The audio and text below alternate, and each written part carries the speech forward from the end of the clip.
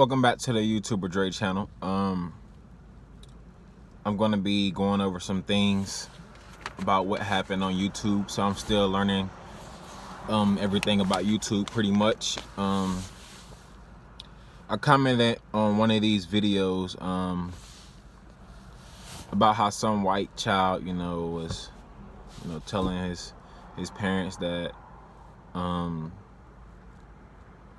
he wanted to molest people, he wanted to take sex from people, he wanted to have incest with his brothers. And I learned that if I'm going to make a comment on someone else's video, especially where it's predominantly white folks, you know what I mean, that you should probably be explicit into what you mean. Because, I mean, not saying that I spoke Black Ebonics when I was writing the comment, but I would just, write in the comment. I wasn't really think about it too much. And, all the lady seen was the comment I put that I'm happy to be black, because I separated it. I was just ranting off my mind, like, after watching the video, like, wow, that's pretty wild. Because I felt like in the video, I feel like the way they handled him, it was like he wasn't a kid, like they handled him as if he was like, either way, like, I'm not white, I don't understand, I understand a little bit, but I mean, she took me completely wrong, and she responded, what the fuck does your race have to do with anything or any of this, something like that. So I'm guessing that's the only comment she saw. She didn't see the other comment I put along with that that comment, and she's probably just openly thought that I just put I'm happy to be black, like, under the comment, so she felt offended. So I mean, if she watched this video, I want to say to you that I apologize. I didn't mean it in that way, like, oh, like, he's a white child, he's doing all this, he's doing all that, and on the other hand, I'm just happy to be black, because I feel like black people don't do the same thing. I mean, the reason I even commented, because I heard around in the streets how many times this happened in black families, but we dealt with it differently than what that white family dealt with their child, and I feel like in our race we really taught our children how to grow up out of that thing, even if they had that type of thing with them.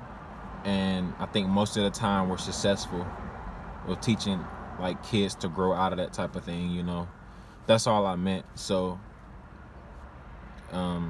compared to like how far they took it, you know what I mean, like putting them on blast, they put it all out in the open, it didn't really sit. I mean, in the video they said they sat down with him, but I feel like they didn't really like elaborate with him, to why you shouldn't do those type of things, or like how those type of things really are, like.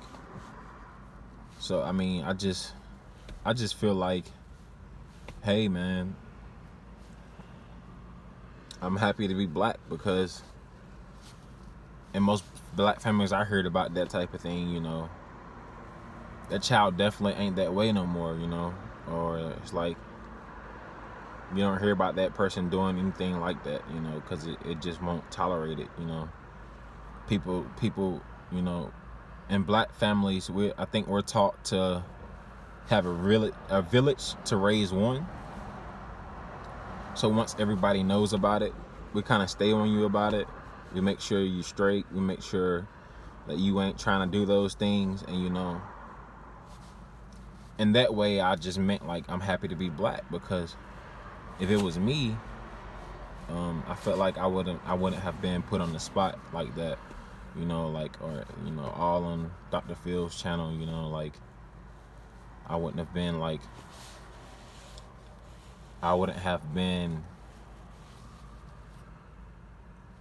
tormented like that. But I apologize. That's what happens when you go over to the other race and you speak on something and they don't understand, you know what I mean? Like, you should probably stay out of that, if something's going on that side, You know, I know to just keep my words to myself. I apologize, because I think it can easily be taken wrong. Some white people pretty experienced with black folks, and you know how black folks lived. They lived around us. So he wouldn't probably, know, the white people I know wouldn't take it that way. They would know what I mean, know what I mean. So I'm sorry if you know, you never had that type of experience, or you probably did. I don't really know, but you didn't understand what I put. You also didn't read the other comment. So I'm sorry if I offended you, and then you just thought that I was throwing white people under the bus by, you know, saying I'm happy to be black because of what the video was about. I apologize, and I hope you find the other comment somewhere where, you know, you can have a better understanding of what I meant. And that's it. Nothing else to be talk about. But for now on, for my own good, you know, if there's something going on with a white child, or like a white family or something, I just won't say anything. You know, I'll just stay out of it. Simple as that. But yeah, I'm learning that a lot of things about YouTube so far. I haven't had any troubles with my own channel yet, any copyright, anything like that. But if I do, it'll be a learning experience for me, and I'll just learn from it. I won't let it stop me from what I got going on. I won't let her comment stop me from, you know, caring for other people. Because truthfully, I was caring for the guy, you know, that was in the situation. You know, I didn't look at it like, oh, he's bad, I hate him, or he's there's something wrong with him, because I don't judge. But definitely, I'm gonna just say this: if you come, white people don't have a problem coming into black families telling people what should have been done, you know, what should be done, and what will be done. But anytime we go over to the other side and we express what we think and what should have happened and how it could have been handled differently, it seems like we're targeted. You know, like, oh, what do you have to do with anything? Like, it's none of your business. That type of stuff. Like, I can speak my opinion. You know, like, that's the point of the amendment of freedom of speech, right? Like, I can speak my opinion on what I would have done or what I would have thought should have happened, you know? And plus, they put it out in the open for everyone to see. So you should expect for people to come watch and see something and say something and elaborate on it, talk about it. You may not even know the family, but you're offended. I mean, you're offended by something I said. How could you be offended by something I said when they put it out in the open for everyone to see? I could have said something worse. I could have totally thrown them up under the bus. I could have said the obvious, like, oh, that's what white people do. Like, I could have said anything like that, but I was caring for him, you know, like, I really didn't like the fact his family, you know, threw him under the bus all the way. They didn't even wait for him to grow up, teach him. They just got scared of him and threw him into other places to be, locked him up. When in one of my comments, I felt like that just made it worse for him. That made him give up on himself, like, you know, like, that's who I am, you know, whatever. That's what the world look at me as now. And he probably had no hope at that point. When I feel like it could have been handled differently. So I was actually caring for the little guy. But I'm sorry that you were offended. I'm sorry that anyone who was offended, please watch my video and let me elaborate to you on what the topic was. So yeah, I wasn't throwing white people under the bus at all. I actually like white people a lot. I don't have white friends. I have white associates. I wouldn't really say I would be friends. Because there's just too many differences. There's too much. We're battling in society versus the other side. You're 50 steps ahead of me because of what we went through as black people. So if you're not helping me get ahead where I want to be in life, I really can't look at you as a friend, or if you really look up to me and I'm helping you, hey, we can be friends, But I don't really see like I've had white friends, and somewhere along the line, it was just like it always just branched off.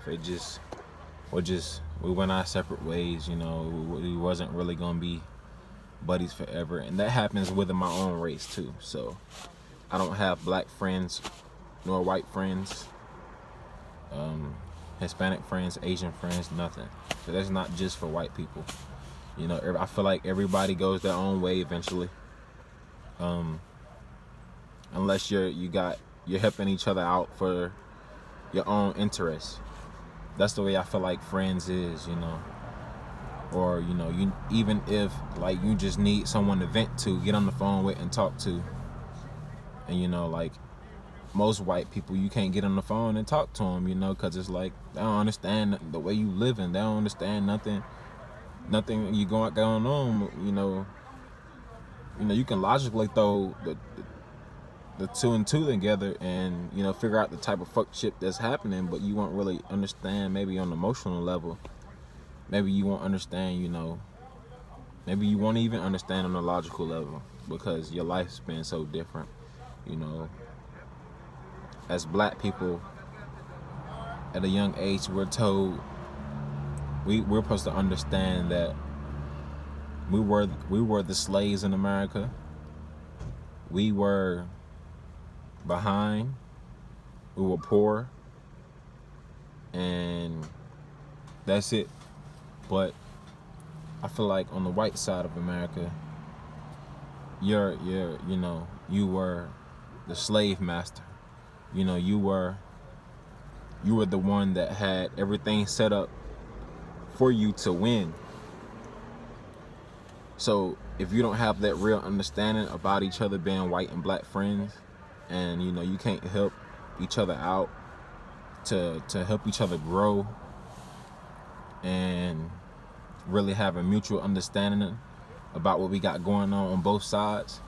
Because maybe I don't really understand, I really think some white people had it hard, man. I really think not all white people are way ahead of black people. Families,